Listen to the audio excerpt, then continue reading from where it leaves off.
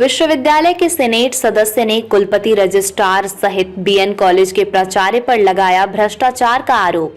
तिलका मांझी भागलपुर विश्वविद्यालय के सीनेट सदस्य डॉक्टर राजेश कुमार तिवारी के द्वारा प्रेस वार्ता का आयोजन किया गया, जिसमें उन्होंने तिलका मांझी भागलपुर विश्वविद्यालय के कुलपति रजिस्ट्रार सहित बीएन कॉलेज के प्राचार्य डॉक्टर अशोक ठाकुर पर भ्रष्टाचार को लेकर आरोप लगाए हैं। सीनेट सदस्य का कहना है कि विश्वविद्यालय में लगातार भ्रष्टाचार का काम किया जा रहा है, चाहे वो शिक्षकों के प्रोन्नति मामला हो या फिर रिटायर्ड शिक्षकों को पेंशन देने के मामले में भी घोर अनियमितता बढ़ती जा रही है। वहीं राजभवन के आदेश के बाद भी उसकी अवहेलना की जा रही है। वहीं विश्वविद्यालय के कर्मचारी भी बेलगाम हो गए हैं। उन्होंने कहा कि अगर जल्द स्थिति में सुधार नहीं होती है तो वो कोर्ट में रीट फाइल करेंगे। मैं सीनेट सदस्य के रूप में शिक्षकों के विश्वास को जीतते हुए मैं निर्वाचित हुआ हूं और हमारे निर्वाचित होने के बाद भागलपुर विश्वविद्यालय के शिक्षकों कर्मियों का भी मेरे से कुछ एक्सपेक्टेशंस हैं कि इनके आने के बाद ये विश्वविद्यालय के लिए क्या कर सकते हैं। तो सारे एक्सपेक्टेशंस को पूरा करने के लिए मैं एक इंसान हूं। मैंने भी बहुत दिन तक चुप्पी लगा करके मैं सारे चीज़ों का मैंने अध्ययन किया। तो ये स्पष्ट प्रथम दृष्टया में ये महसूस की गई कि विश्वविद्यालय की गतिविधि प्रदर्शित होती जा रही है, साथ ही साथ विश्वविद्यालय में व्याप्त भ्रष्टाचार हैं और पूरी तरह से भ्रष्टाचार का चादर ओढ़े हुए लोग हैं और आम छात्र, जनता, शिक्षकों के बीच सही तथ्य का आदान प्रदान नहीं हो पा रहा है, जिससे कि हमारे माननीय कुलपति जी को मैं मानता हूं कि उनको काम करने का विजन है, वो काम करना चाहते भी हैं, लेकिन उनके आसपास आजू बाजू में जो चाटुकार लोग हैं, जो कि उनके सलाहकार बन बैठे हैं, वो विश्वविद्यालय को दिशाहीन कर चुके हैं और करने का पूरी तरह से प्रयास कर रहे हैं। आपको ये ज्ञात होगा कि इस विश्वविद्यालय की अपनी पुरानी इतिहास है। डॉक्टर रामधारी सिंह दिनकर यहाँ के कुलपति हुआ करते थे, जो राष्ट्रकवि हैं, और उस दिनकर के धरती को ऐसे चाटुकार, ऐसे सामंतशाही वाले लोगों ने इस विश्वविद्यालय का माहौल पूरी तरह से बर्बाद कर चुका है। आज पूरा कैंपस भयावह स्थिति में है। शिक्षकों को यह बताया जा रहा है कि अगर आप अपनी बात को रखोगे तो तुम्हारा तबादला कर दिया जाएगा, तुम्हारा निलंबन कर दिया जाएगा। शिक्षक पूरी तरह से मनोवैज्ञानिक दबाव में है और इस मनोवैज्ञानिक दबाव होने के कारण, जो कि स्थानीय प्रशासन के दुष्परिणाम है ये, और इसके कारण से क्या है, इस दबाव में आने से जो आपको आउटपुट आना चाहिए छात्रों के बीच, जो हमारा काम है पढ़ाने लिखाने का, वो समय पर नहीं हो पाता। मित्रों, मैं आपको बता दूं कि आप हमसे काम का एक्सपेक्टेशन तभी करोगे जब आप मेरे साथ इनपुट देंगे। आपको पता होना चाहिए कि 2017 बैच जो असिस्टेंट प्रोफेसर पे बीपीएससी के द्वारा चयनित हुए हैं, बिहार के वीर कुंवर सिंह विश्वविद्यालय में उनका प्रमोशन हो चुका और हमारे यहाँ 1.5 साल से प्रमोशन का फॉर्म एक नहीं 2 बार जमा करा दिया गया। कुलपति महोदय ने कमेटी भी बना दी, लेकिन कमेटी कुछ नहीं, ढाक के 3 पार। मैं इसको बहुत साक्ष्य, चूंकि मेरे पास नहीं है, मैं लोगों की बात को मैं आपके सामने रख रहा हूं, जो आम जनता के बीच मैसेज है कि उसकी मार्केटिंग करने की प्रक्रिया प्रारंभ कर जा रही है कि मार्केटिंग में जो लोग आएंगे तब प्रमोशन टेकअप होगा। ये कितनी दुर्भाग्य की बात है। आप शिक्षक को रिवॉर्ड नहीं दोगे और धमकी देके, पनिशमेंट की धमकी दोगे, तो आप क्या कल्पना कर सकते हैं शिक्षक के सहयोग का इस विश्वविद्यालय में। तो हमारा एक प्रमोशन होना चाहिए, जो कि प्रमोशन 2 साल से ड्यू चल रहा है। और मैं माननीय कुलपति जी से, मैं आप लोग के माध्यम से आग्रह करता हूं, मैं गुजारिश करता हूं कि विश्वविद्यालय में एक परमानेंट शिक्षकों की, कर्मियों की प्रोन्नति के संबंध में एक सेल का गठन हो और उसमें डीन की अध्यक्षता में हो, जो कि आप टीचर्स कैडर में डीन जो होते हैं वो उच्च पद में होते हैं, उनके नेतृत्व में आप एक प्रमोशन सेल का गठन कीजिए। दूसरी बात मैं आपसे कहना चाहता हूँ, मैं इस पर डिस्कस करने के लिए मैं आप लोग के समक्ष में आया हूं और आप लोगों को मैंने आग्रहपूर्वक कहा है कि मेरी बात को कृपया आप जगह दें, ताकि वो जगह पर जा सके, माननीय कुलाधिपति तक मैं उसकी आवाज़ बन सकूं, मैं इसलिए प्रेस वार्ता का मैंने आयोजन किया है।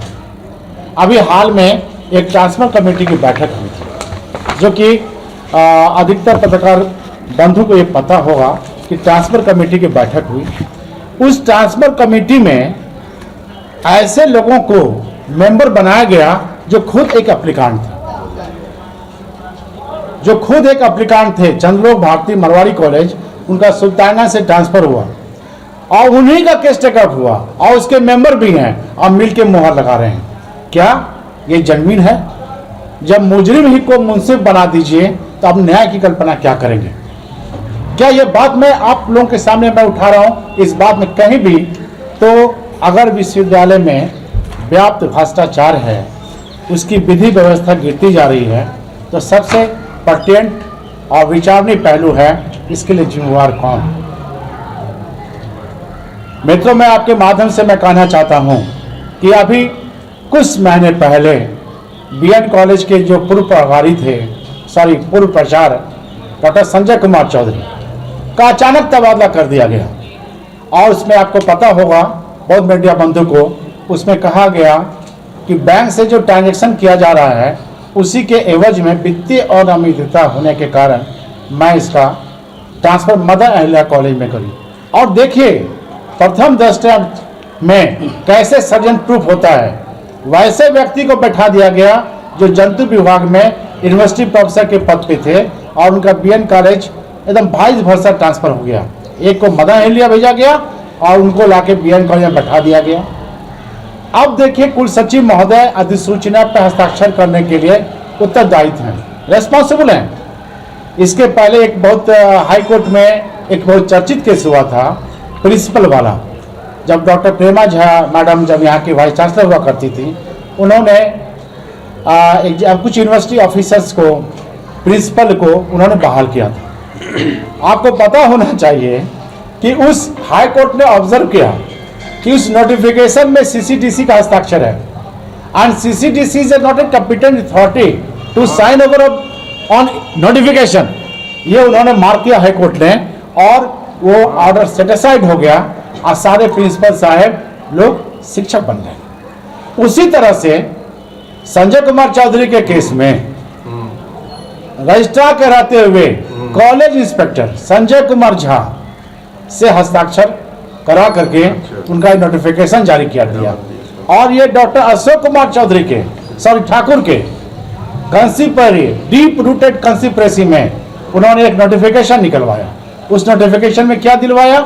उन्होंने दिलवाया कि कुल सचिव जो है वित्तीय और न्यायिक प्रक्रिया के ही संचिका का निष्पादन करेंगे, बाकी का निष्पादन डॉक्टर संजय कुमार झा महाविद्यालय निरीक्षक करेंगे। मैं आपको बता दूं, मैं आप कहिए तो मैं हार्ट कोर्ट का निहित है उसको आप न्यून नहीं कर सकते, उसको मिनिमाइज नहीं कर सकते। And under the deep rooted conspiracies doctor Ashok Thakur manage all the affairs and all the things and issue the notification and sign over the Sanjay Kumar Jha and who is a college inspector of the your university, जो कि sustainable नहीं है, law के नज़र में गलत है, उसके बावजूद भी यह कार्रवाई नहीं हुई। इतना ही नहीं, मैं जितनी बात बोला आप लोग को लग सकता है कहीं मोटिवेटेड होकर बोल रहे हैं, लेकिन मैं सारे आप लोग के बीच में सारे मैं लेटर लेकर के मैं आप लोग के बीच में आया हूँ और सारा एविडेंस मेरे साथ है। मैं जितनी बात को बोला हूं ये सारी की सारी बात अंशतः या पूर्णतः कुल सचिव ने राजभवन को रिपोर्ट किया कि ये गलत हुआ है, मेरा हस्ताक्षर करने का अधिकार था, एक षड्यंत्र के तहत इन्होंने किया है। उन्होंने स्पेसिफिक लिखा है कि डॉक्टर अशोक ठाकुर अनैतिक कार्य में लिप्त हैं और वो गलत सलत काम विश्वविद्यालय में करते हैं, नियम परिणाम को ताक पर रख करके वो गलत सलत अधिसूचना निकलवाते हैं। उन्होंने भी स्पष्ट तौर पर डॉक्टर अशोक कुमार ठाकुर को उन्होंने एक्यूज किया, लेकिन अशोक कुमार ठाकुर इन दोनों कुलपति जी के चाटुकार बने हुए हैं, कुलपति जी के तथाकथित सलाहकार बने हुए हैं, जिसके चलते कुलपति जी का आम लोगों के से संवादहीनता की स्थिति कायम हो गई। आज संवादहीनता का परिणाम यह है कि विश्वविद्यालय की दिशाहीन होती जा रही है। मैं मानता हूं कि राजभवन के निर्देश पर परीक्षा समय पे कराए गए, लेकिन परीक्षा फल समय पे तो नहीं निकल रहे हैं। आज आप देख रहे हैं डिग्री लेने के लिए भी हाल में दैनिक भास्कर या किसी पेपर में मैंने पढ़ा था कि 500 रुपये का नजराना लिया जा रहा है सर्टिफिकेट देने के लिए। व्हाट इज दिस, ये क्या है? इस पर क्यों नहीं कंट्रोल हुआ? माननीय राज्यपाल महोदय के सचिवालय से अशोक ठाकुर के विरुद्ध करप्शन नहीं है। आप काम से चोरी करते हो, आप ईमानदारी पूर्वक काम नहीं कर पाते हो तो आप करप्ट आदमी हो, भ्रष्ट व्यक्ति हो। तो भ्रष्ट का डेफिनेशन बहुत ब्रॉड है, इसलिए विश्वविद्यालय में तमाम तरह के भ्रष्टाचार हैं जो आप उम्मीद करते हैं। मैंने बताया अभी आपको अपने वार्ता में कि मुख्य रूप से इसके जो चाटुकार हैं कुलपति अशोक कुमार ठाकुर, जो कि वर्तमान में प्रभारी प्राचार्य बन बैठे हैं, उनसे बड़ा कोई दलाल नहीं है, उनसे बड़ा कोई चाटुकार नहीं है जो विश्वविद्यालय को दिशाहीन कर रहा है। कुलपति जी के भी जो व्यक्तिगत इमेज है उसको हानि पहुंचा रहे हैं, उनके इमेज को खराब कर रहे हैं, विश्वविद्यालय को दिशा, ये तो मैंने पूरे क्लियर कट मैंने बताया आपको।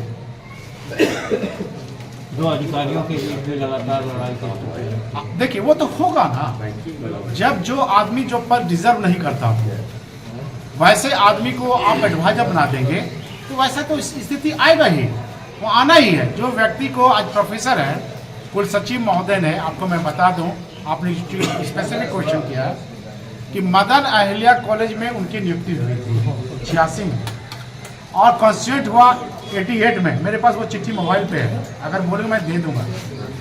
दीदन रजिस्ट्रार एमएन दास ने एक चिट्ठी जारी किया, जिस दिन से गवर्नमेंट ने टेक ओवर किया है उस दिन से इन लोग की नौकरी मानी जाएगी। लेकिन अशोक ठाकुर जी के प्रमोशन को अगर आप देखेंगे तो वो 86 में प्रमोशन लिया, जबकि कॉलेज सरकारी भी नहीं था। तो वैसे लोगों को आप एडवाइजर बनाओगे तो गलत संदेश लोगों के बीच जा रहा है और गलत एडवाइस ही करेंगे। कुलपति जी को मैं दोषी नहीं मानता, मैं बहुत फ्रैंकली और मजबूत होकर मैं बोलता हूँ, लेकिन ऐसे लोगों को उनकी क्या मजबूरी है कि ऐसे लोगों को अपने साथ बैठा कर रखे हैं और उनकी बात कर रहे हैं, उनके कहने के अनुसार काम कर रहे हैं। माहौल, चूंकि मैंने बोला कि संवादहीनता की स्थिति है, उस संवादहीनता की वजह से आज विश्वविद्यालय की स्थिति खराब होती जा रही है। राजभवन के समक्ष भी इसकी इमेज, छवि जो है धूमिल होती जा रही है। आगे क्या करेंगे आप? आगे मैं स्पष्ट तौर पे मैं आज आप लोगों के माध्यम से मैं कहना चाहता हूं कि मैंने आज के प्रेस कॉन्फ्रेंस में अपने ग्रीवांसेस को रेज किया है कि कुलपति जी इस चीज़ को विचार करें। माननीय कुलाधिपति महोदय तक मैं अपनी बात को पहुंचाऊंगा। अगर मुझे लगेगा कि मैं ये मेरी बात नहीं पहुंच पाई और न्याय नहीं मिला तो मैं माननीय उच्च न्यायालय में रीट याचिका मैं दायर करूंगा और ये बहुत जल्द करूंगा। जनवरी महीने के सेकंड सप्ताह तक मैं कर दूंगा। अगर कि आजकल पेंशन की समस्या है, सरकार के द्वारा योजना बनाई गई है कि पेंशन नहीं दी जाएगी, तो एनपीएस दिया जा रहा है। तो एनपीएस दिया जा रहा है, लेकिन एनपीएस का जमा सही समय पर गवर्नमेंट के यहाँ नहीं दिया जाएगा, और जब नहीं दिया जाएगा तो इसका आउटपुट क्या होगा, फलाफल क्या होगा। तीसरी बात मैं आप लोग के माध्यम से मैं कुलपति जी से कहना चाहता हूँ कि जो बिहार सरकार के यहाँ वेतन जो संपुष्ट की गई है वेतन कोषांग से, उसके बावजूद भी 2 साल से बिहार सरकार के द्वारा शिक्षकों के मद में, कर्मियों के मद में एरियर पड़ा हुआ है, लेकिन उस एरिया का भुगतान हम शिक्षकों को नहीं हो पा रहा है। इसके पीछे क्या कारण है? Best reason known to university administration कि क्यों नहीं दे रहे हो। आपने पहले बिहार सरकार की चिट्ठी का हवाला दिया कि जब तक वेतन कोषांग से पैसा आपका क्या कहते हैं पे अगर कंफर्म नहीं होगा तब तक हम नहीं देंगे एरियर आपको। लेकिन आज आने के 1 साल 1.5 साल सरकार ने 2-2.5 साल पहले पैसा दे दिया। अब स्थिति ये है कि अगर मार्च तक भुगतान नहीं होगा तो वैसा पैसा बिहार सरकार को वापस हो जाएगा सेंटर करके। ये भी बहुत चिंतनीय विषय है और शिक्षकों को आर्थिक नुकसान भी हो रहा है। चौथी बात मैं इस बात को उठाना चाह रहा हूँ कि देखिए, अगर आप सरकारी सेवा की बात करते हैं तो सब सेवा में हमारे बजट प्रावधान में 1 रुपया भी शिक्षकों के चिकित्सा के लिए अथवा विश्वविद्यालय कर्मी के लिए 1 रुपया भी आवंटित नहीं की गई है, जबकि वरीय पदाधिकारी के लाखों रुपया उसके लिए आवंटित की गई है। ये भी बहुत दुर्भाग्य की बात है। किसी के साथ भी दुर्घटना घट जा सकती है। आप देख रहे हैं कि आए दिन हार्ट अटैक से कितने लोगों की मौत हो रही है। कितने ऐसे लोग हैं जो आर्थिक अभाव में आकर के चिकित्सा अपनी नहीं करवा पा रहे हैं। इसलिए मैं आपके माध्यम से कुलपति जी से मैं मांग करता हूं कि जो आगामी सीनेट का जो बजट सत्र है, उस बजट सत्र में शिक्षकों कर्मियों के लिए चिकित्सा हेतु एक बजट का प्रावधान करने की कृपा की जाए, ताकि कुछ उनको मेडिकल असिस्टेंस यूनिवर्सिटी के द्वारा मिल सका। रहते हम यहाँ हैं तो मांगेंगे कहाँ। चौथी बात जो आप लोग के सामने मैं एक सामान्य प्रॉब्लम मैं आप लोग के माध्यम से कुलपति जी के पास रखा हूँ। सबसे बड़ी बात है कि विश्वविद्यालय की गिरती हुई व्यवस्था, इसके जिम्मेवार कौन है? बहुत स्टेट ने दिया। और आपको यह जानकारी होगा कि पटना यूनिवर्सिटी में और सब यूनिवर्सिटी में, बड़े बड़े यूनिवर्सिटी में भी एक चेयर होता है जो डोनर होते हैं। ये कितनी दुर्भाग्य की बात है कि बनने वालों ने एक लिखित रिक्वेस्ट किया। हमारे एक्ट स्टैट्यूट में भी प्रोविजन है कि इनको एक चेयर दीजिए, सीनेट की बैठक में बनेली को भी एक चेयर दीजिए। हमारे यहाँ डोनर को जगह मिलती है, कॉलेज में जो बिल्डिंग दिया, जो धन दिया, वो डोनर को जगह मिलती है। लेकिन जो इतना सारा जमीन टीएनबी कॉलेज उन्होंने बनाया, आज जो टीएनबी कॉलेज का 100 से ऊपर का जो इतिहास है वो बनेली वालों का देन है।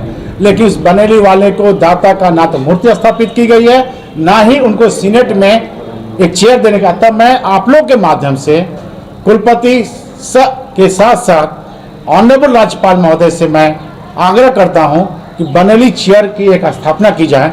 आगामी जो सीनेट की बैठक है उसमें एक बनेली चेयर हो, और जो दाता हैं उनके सम्मान के लिए, मेमोरी के लिए एक उनकी आदमकद की प्रतिमा लगाई जाए। ये तभी संभव है जब सभी मीडिया बंधु इस बात को अगर बोलेंगे तो राज्यपाल महोदय तक ये बात जाएगी, और मुझे विश्वास है कि ये पूरी की पूरी बातें वहाँ तक आएंगी और ये बनेली चेयर उनको आवंटित होगा और उनके जो दाता हैं उनको एक आदमकद प्रतिमा लगेगी। धन्यवाद।